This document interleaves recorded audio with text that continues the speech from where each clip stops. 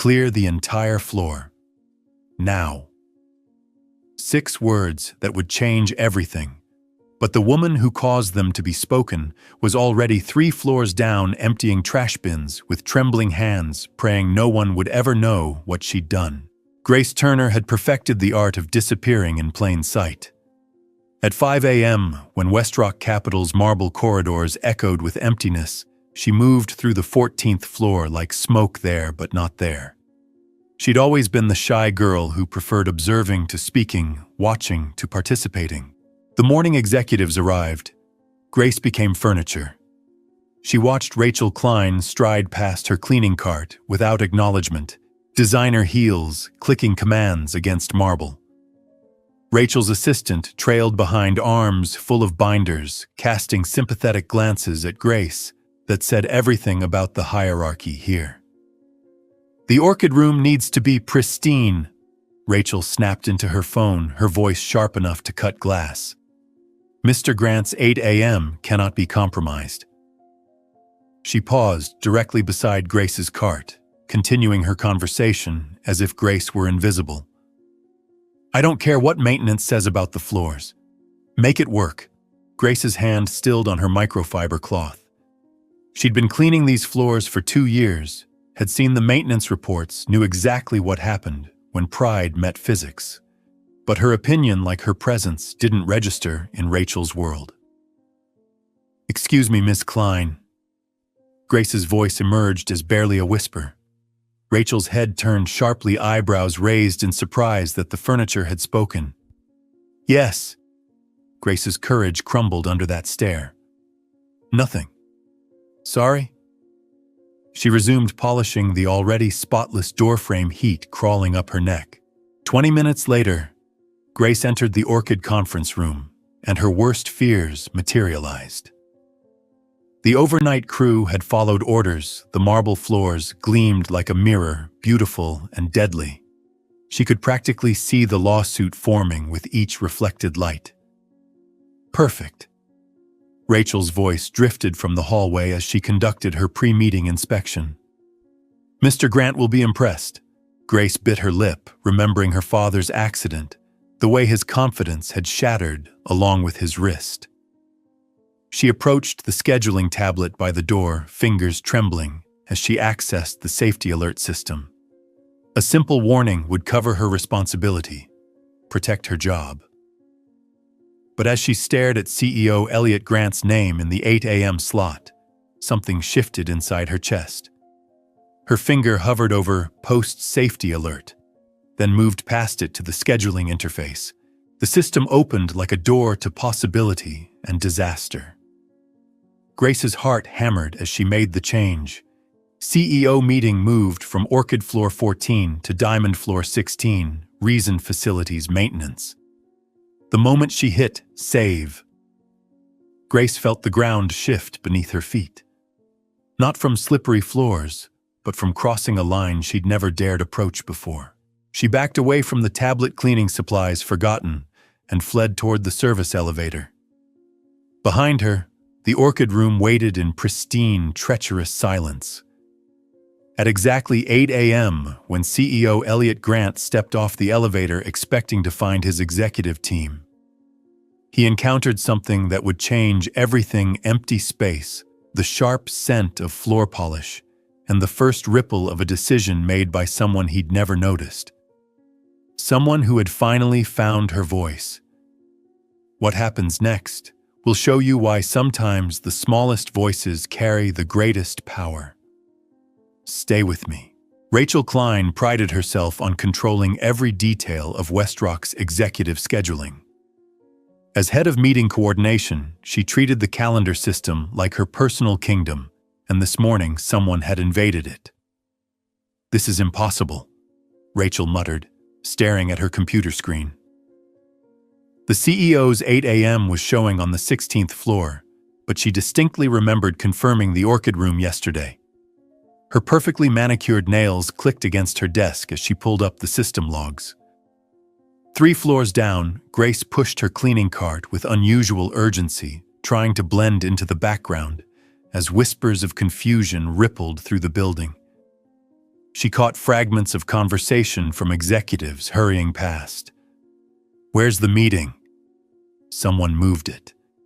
Grant's asking questions. Nina Rodriguez.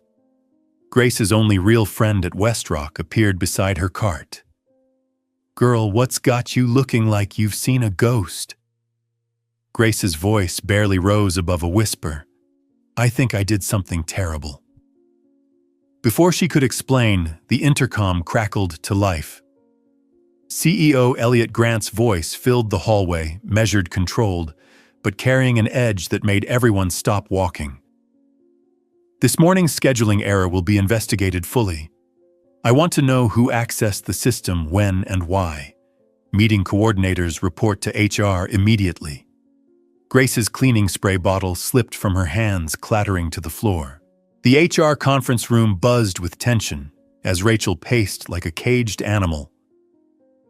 IT specialists hunched over laptops, tracing digital footprints through the scheduling system. Department heads fielded questions about their staff's system access. "This isn't just about a moved meeting," Rachel declared, her voice sharp with authority. "This represents a serious breach of protocol. Executive scheduling requires precision. Lives depend on Rachel." The voice belonged to James Hendrick Westrock's head of security. His expression was grim. "We need to discuss the 14th floor situation." A collective intake of breath filled the room. "What situation?" Rachel demanded. "Environmental Services found a chemical leak from the backup cooling system in the Orchid Room's wall cavity. Slow release, but enough to cause respiratory irritation.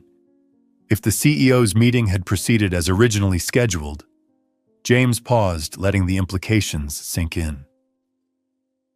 "We're talking potential health violations, liability issues, possible evacuations." The room fell silent.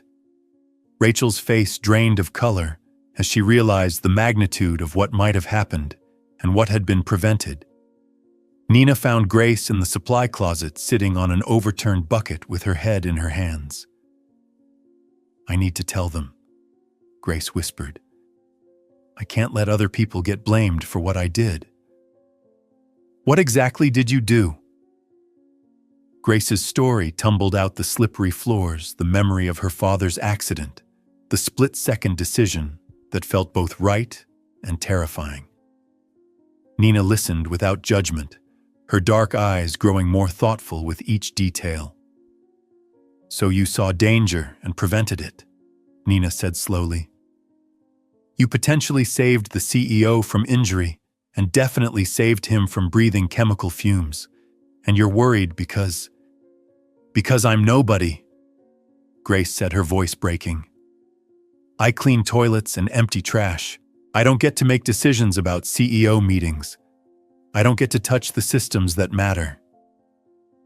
Nina knelt beside her friend, placing a gentle hand on her shoulder. "Baby, let me tell you something my grandmother told me. She said the most important person in any building isn't the one sitting in the corner office. It's the one who notices when something's wrong and has the courage to fix it." Grace looked up, tears in her eyes. "What if they fire me? Then we'll know this place doesn't deserve you. But what if they don't? What if this changes everything?"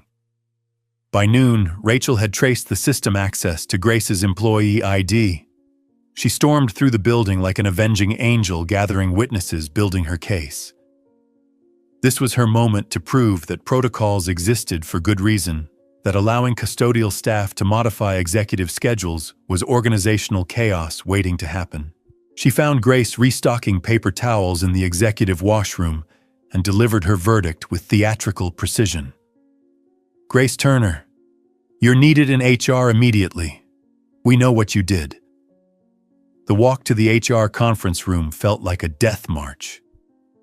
Grace's legs trembled with each step as curious employees watched from doorways and cubicles. Word had spread quickly through the building's gossip network. The quiet cleaning lady had somehow hacked the CEO's schedule. The conference room was packed. Rachel sat at the head of the table like a prosecutor flanked by department heads and IT staff. Grace took the single empty chair facing the assembled tribunal, her hands folded tightly in her lap. "Ms. Turner." Rachel began, her voice dripping with authority. "This morning you accessed executive scheduling systems without authorization and modified a meeting involving our CEO. Do you understand the severity of these actions?" Grace nodded, not trusting her voice. "What you did today could have resulted in chaos, missed opportunities, damaged client relationships. If not for pure luck." "Excuse me." Every head turned toward the conference room door. CEO Elliot Grant stood in the entrance, his presence instantly changing the room's energy. Tall, impeccably dressed, with silver hair and eyes that seemed to calculate the value of everything they saw. He was 43 years old and had built West Rock Capital through a combination of brilliant strategy and ruthless precision. Grace had seen him in the hallways countless times, but never this close, never with his attention focused entirely on her. "I believe," he said, stepping into the room, "that I'm the one who determines whether today's events caused chaos or prevented catastrophe." The moment that would change everything was about to unfold. Sometimes the most powerful people are the ones with nothing left to lose. Elliot Grant closed the conference room door behind him with deliberate calm. The assembled staff shifted uncomfortably as he moved to the front of the room, his gaze never leaving Grace's face. "Ms. Turner, isn't it?" His voice carried no warmth but no hostility. Either just the measured tone of a man accustomed to extracting truth from complex situations. Grace managed to nod, her throat too tight for words. "I understand you modified my schedule this morning. Before we proceed with any disciplinary action, I'd like to understand your reasoning." He pulled out a chair directly across from Grace and sat down, creating an intimate conversation space within the crowded room. "Why did you move my meeting?" Rachel tried to interject. "Mr. Grant, the protocol violations are clear." Elliot held up a single finger, silencing her without taking his eyes off Grace. "I'm asking Ms. Turner." Grace felt the weight of every stare in the room. Her voice came out as barely a whisper. "The floors were too slippery. I was afraid someone would fall." "And you felt this concern justified accessing executive scheduling systems?" The question hung in the air like a trap. Grace closed her eyes, thinking of her father's broken wrist, of all the times she'd bitten her tongue instead of speaking up, of the choice between safety and staying invisible. "My father," she said, her voice growing stronger, "worked at a packaging plant for 30 years. One morning someone had mopped the floors but forgotten to put up warning signs. Dad was rushing to a safety meeting. The irony wasn't lost on us later when he slipped and broke his wrist in 3 places. Grace opened her eyes and looked directly at Elliot. He never reported it. Never filed a claim. He was afraid of causing trouble, of being seen as a complainer. He worked with a cast for 6 weeks because he couldn't afford to take time off. The room was completely silent now. Even Rachel had stopped fidgeting with her papers. This morning, when I saw how slippery the orchid room floors were, I thought about Dad. I thought about you walking in there, focused on your meeting, not watching your step. And I realized I had 2 choices: stay silent and invisible like my father did, or find the courage to prevent something that didn't need to happen. Elliot studied Grace for a long moment, his expression unreadable. Then he turned to James, the security chief. "Jim, tell me about the orchid room situation."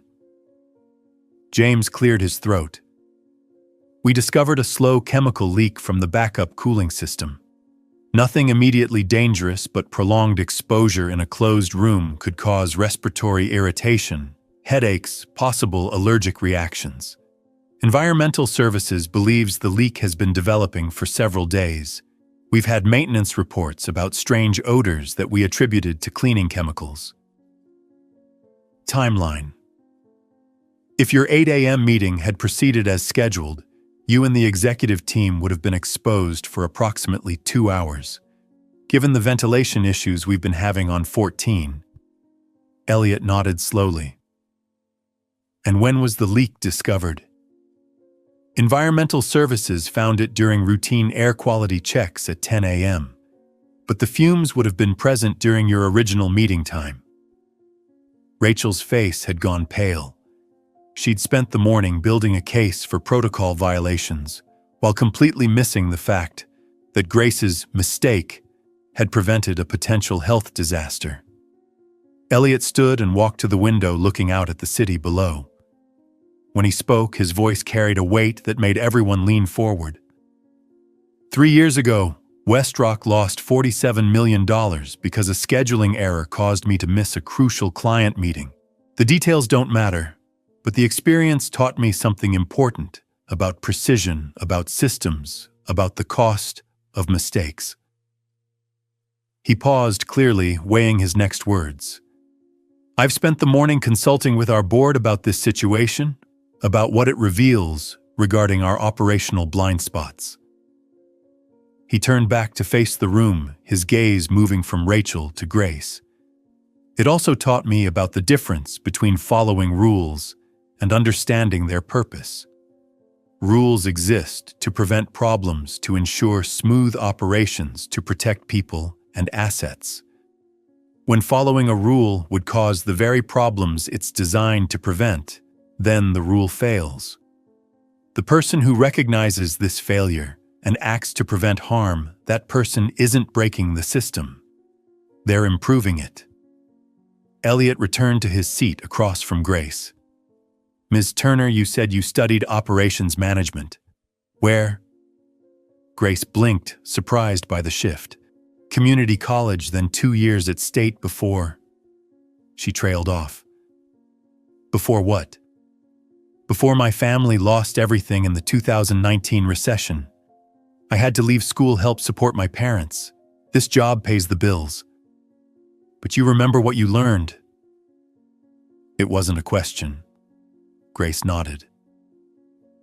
What did you notice about our 14th floor operations beyond the slippery floors? Grace hesitated, glancing around the room. Everyone was watching her with a mixture of curiosity and skepticism. This felt like a test she hadn't studied for. Well, she began carefully. The meeting rooms are scheduled back-to-back without transition time.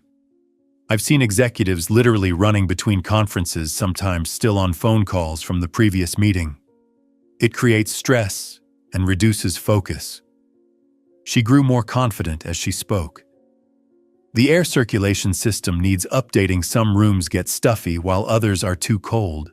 And the security keycard system resets randomly, so people get locked out of their own meetings. Rachel shifted uncomfortably. These were problems she'd been meaning to address for months. The kitchen supply inventory runs on a different schedule than meeting catering, so there's either too much food going to waste or not enough for afternoon sessions. And the emergency evacuation routes are blocked by file cabinets in 3 different locations. Elliot leaned back in his chair, a slight smile playing at the corners of his mouth.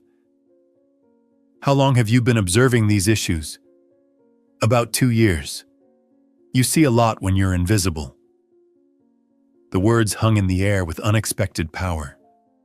Grace realized she'd just articulated something profound, the perspective of someone who moved through the building's systems without being seen, noticed, problems without being asked, understood operations from the ground up.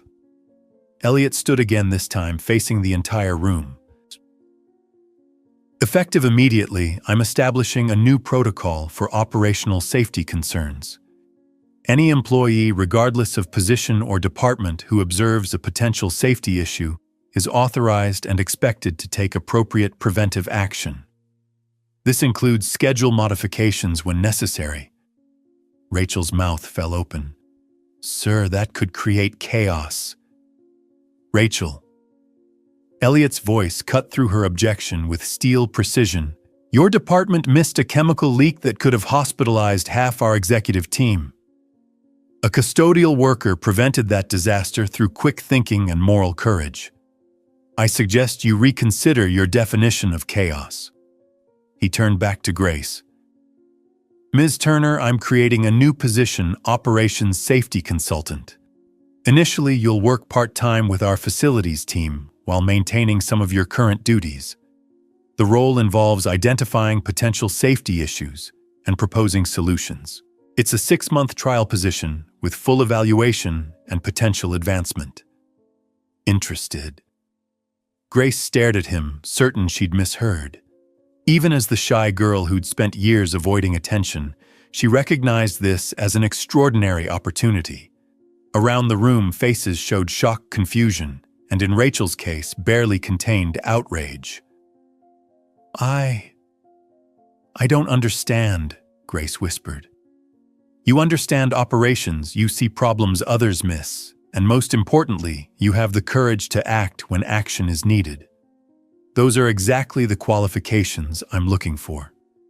Sometimes the most extraordinary changes begin with the simplest act of caring. The best is yet to come. The weeks following Grace's unexpected opportunity moved like a careful dance between two worlds. 3 days a week, she continued her custodial duties. She needed the income and wasn't ready to abandon the security of her regular paycheck. The other 2 days, she worked as Operations Safety Consultant, learning to navigate conference rooms as a participant rather than the person cleaning them afterward. The transition revealed how much courage it took to transform from observer to contributor. Grace discovered that being heard required different skills than being invisible. In meetings, she had to resist her instinct to defer to others, to remember that her observations had value even when delivered by someone who'd once been just the shy girl with the cleaning cart. The transition wasn't seamless. Grace felt the weight of suspicious stares from executives who questioned her qualifications, whispered conversations that stopped when she entered rooms, the careful politeness that came from people unsure how to interact with someone who'd seemingly materialized from nowhere into a position of influence. Rachel Klein's reaction was the most complex. Demoted to assistant coordinator pending a full review of her department's safety protocols, she alternated between resentment and grudging respect. I still think proper protocols exist for good reasons, she told colleagues, but I can't argue with results. Maybe I was so focused on following procedures that I forgot to question whether they were working. After 8 months of exceptional performance in her consultant role, Grace was offered the full-time position of Director of Operational Safety and Efficiency. The promotion came with an office on the 15th floor, and her name etched on a brass nameplate symbols that still felt surreal even after months of proving herself. Grace had an unexpected ally in Nina, who'd been promoted to head of custodial services as part of Elliot's broader initiative to value ground-level observations. Together, they formed an unlikely team, the former janitor turned safety director and the veteran cleaner who understood every corner of the building's daily rhythms. You know what I love most about this, Nina said during one of their coffee breaks in Grace's new office. For 30 years, we've been invisible. We knew where the problems were, but nobody asked us. Now they have to listen. Grace nodded, though the responsibility still felt overwhelming. Sometimes I wake up wondering if this is real or if I'll walk in tomorrow and find my cleaning cart waiting for me. Girl, that imposter syndrome will eat you alive if you let it. You earned this, not because you got lucky, but because you paid attention when nobody else did.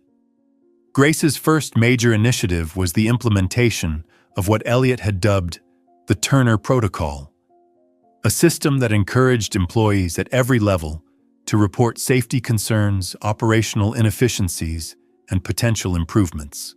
She established anonymous suggestion boxes, monthly safety walks, where executives shadowed maintenance staff, and cross-departmental meetings that brought together people who'd never spoken despite working in the same building for years.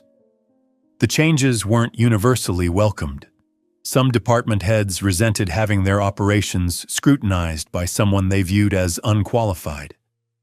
Others worried that empowering lower-level employees would lead to constant complaints and disrupted workflows. But the results spoke for themselves. Within 6 weeks, Grace's team had identified and corrected 17 safety hazards, streamlined 3 major operational bottlenecks, and saved the company an estimated $200,000 in potential liability costs. The emergency evacuation routes were cleared, the air circulation system was upgraded, and the scheduling conflicts that had plagued executive meetings were largely eliminated. More importantly, the culture began to shift. Maintenance workers started speaking up about potential problems instead of working around them. Administrative assistants shared ideas for improving efficiency. Security guards reported observations that led to better space utilization. "It's remarkable," Elliot told Grace during one of their weekly check-ins. "I've been running companies for 20 years, and I've never seen employee engagement increase this quickly. People feel heard." Grace smiled, remembering her father's reluctance to report his injury, her own years of silent observation. People always had important things to say. They just needed to know someone was listening. The transformation became official 6 months later, when Westrock Capital was recognized by the city's Business Council for operational excellence and workplace safety innovation. Grace found herself on stage at the awards ceremony, accepting a plaque on behalf of the company, while Elliot watched from the audience with obvious pride. This recognition belongs to every employee who found the courage to speak up, to share their observations, to care about more than just their job description. Grace said into the microphone, her voice steady and confident in a way that would have been impossible a year earlier. After the ceremony, as guests mingled in the hotel ballroom, Grace was approached by executives from other companies wanting to understand the Turner Protocol, by business journalists interested in the story of the janitor turned director, by consultants hoping to replicate Westrock's success. But the moment that meant the most came when Rachel Klein approached her near the end of the evening. Over the past year, Rachel had gradually moved from resentment to respect as she witnessed the positive changes Grace's initiatives had brought to the company. "Grace," Rachel said, her voice thoughtful rather than sharp, "I owe you an acknowledgement. I spent so much time defending established procedures that I lost sight of their actual purpose. Watching you work has taught me that real leadership means being willing to challenge systems that aren't serving people well." Grace studied her former antagonist's face, seeing genuine regret there. "We all make mistakes, Rachel. The important thing is learning from them. I've been thinking about reapplying for a position in your department, if you'd consider it. I think I could learn a lot about real leadership." It was an olive branch Grace hadn't expected, but one she accepted with grace. "I'd like that. We need people who understand systems even if they need to learn to see them differently." As the evening wound down, Grace stood on the hotel balcony looking out at the city lights. Elliot joined her, 2 glasses of champagne in hand. "Any regrets?" he asked, offering her a glass. Grace considered the question seriously. A year ago, she'd been invisible, unheard, convinced that her opinions didn't matter. Now she had influence, respect, the ability to create change that affected thousands of people. "Only one," she said finally. "I wish my father could see this. He spent his whole life believing that workers like us don't get to make a difference." Elliot nodded thoughtfully. Maybe that's exactly why this matters so much. Maybe he can see it in a way.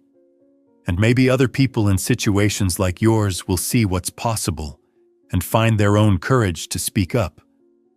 What started with a simple desire to prevent someone from falling became a revolution in how we value every voice. But the most beautiful part of Grace's story was still to come. 2 years after the morning that changed everything, Grace stood in the Orchid conference room, the same space where her split-second decision had set her transformation in motion. The room looked different now. Updated safety features, improved ventilation, non-slip flooring that maintained elegance while prioritizing function. But the most significant change was happening at the polished conference table, where Grace was conducting her monthly ground-up leadership training session. The attendees weren't executives or department heads. They were custodial staff security guards, food service workers, and maintenance technicians from West Rock and 3 other Manhattan companies that had adopted similar programs. The most important lesson I've learned, Grace told the group, is that leadership isn't about titles or corner offices. It's about seeing problems and having the courage to address them regardless of where you sit in the organizational chart. Among the faces looking back at her, Grace recognized the same uncertainty she'd felt during those terrifying first weeks in her new role. These were people who'd spent their careers being invisible, being told their job was to follow instructions, not to think or suggest or challenge. "I know what you're thinking," she continued, her voice warm with understanding. "You're thinking, easy for her to say she got lucky. But luck had nothing to do with it. The skills you use every day, attention to detail, understanding how systems really work. Seeing the gap between policy and practice, those are leadership skills. You just haven't been encouraged to recognize them." Maria Santos, a security guard from a neighboring building, raised her hand tentatively. "But what if we speak up and get fired? Some of us can't afford to take risks." Grace smiled, remembering asking Nina the exact same question in that supply closet. "Oh, that's a fair concern, and I won't pretend there's no risk involved. But let me ask you this. What's the cost of staying silent? Not just to you, but to the people around you." She gestured toward the window where the city sprawled beneath them. "Every building out there has people like us. People who see problems, who know solutions, who care about more than just getting through their shift. When we stay silent, we're not just protecting ourselves. We're allowing preventable problems to continue, preventable accidents to happen, preventable inefficiencies to waste resources that could be used to help people." After the training session, Grace walked through the building she now knew from an entirely different perspective. Where she once moved invisibly through the hallways, she now stopped to chat with employees, to listen to concerns, to celebrate successes both large and small. She paused at the bulletin board near the main elevators where a new addition caught her eye, a photo from the previous week's safety committee meeting. In the image, she stood alongside Nina Elliott and a diverse group of employees from every department and level of the company. They were all smiling. But more than that, they looked like people who knew their voices mattered. Nina appeared beside her, following her gaze to the photo. "Look at that. 2 years ago, if someone had told me I'd be sitting at a conference table with the CEO discussing policy changes, I'd have laughed them out of the room. And now I can't imagine it any other way." "You know what happened yesterday? James from security came to me with an idea for improving the visitor check-in process. He said he'd been thinking about it for months, but never thought anyone would listen. After our last committee meeting, he realized his opinion actually mattered." Grace felt a familiar warmth spread through her chest, the same feeling she'd experienced that first morning when Elliot had offered her the safety director position, but deeper now, richer with the knowledge of what they'd all accomplished together. "Sometimes I think about parallel universes," Grace said thoughtfully. "In one version, I never touched that scheduling system. The meeting happened in the Orchid room, people got sick from the chemical leak, and I spent the rest of my life cleaning around the consequences of my silence." Nina nodded. "And in this universe, you found your voice just in time to change everything." That evening, Grace received a phone call that validated 3 years of steady growth and proven results. Harvard Business School was inviting her to speak at their annual Leadership Innovation Conference, to share the Turner Protocol with graduate students and business leaders from around the world. "We're particularly interested in your insights on identifying and developing leadership potential in non-traditional candidates," the conference coordinator explained. "Your story represents a paradigm shift in how we think about organizational talent." After hanging up, Grace sat in her apartment, still modest but comfortable now, and reflected on the journey that had brought her here. On her kitchen table sat a framed photo of her father in his factory uniform taken a few months before his accident. She touched the glass gently, wishing he could see how his story had contributed to something larger than either of them could have imagined. Her phone buzzed with a text from Elliot. "Saw the Harvard invitation in your email. Proud of you. Dad would be too." It was a small gesture, but it captured something essential about how the culture at WestRock had evolved. The CEO of a multi-billion-dollar investment firm was personally invested in the success of someone who'd started as a janitor. And more importantly, he understood the emotional significance of her journey. Grace typed back, "Thank you for everything, but especially for listening when it mattered most." The response came quickly. "Thank you for speaking when it counted. See you Monday, we have work to do." As Grace prepared for bed, she walked past the mirror in her hallway and caught sight of her reflection. The woman looking back at her stood taller than the Grace of 3 years ago, carried herself with quiet confidence rather than self-conscious invisibility. But more than that, her eyes held something that had been missing for most of her adult life. The knowledge that her voice had power, that her observations mattered, that courage, even in small moments, could reshape the world.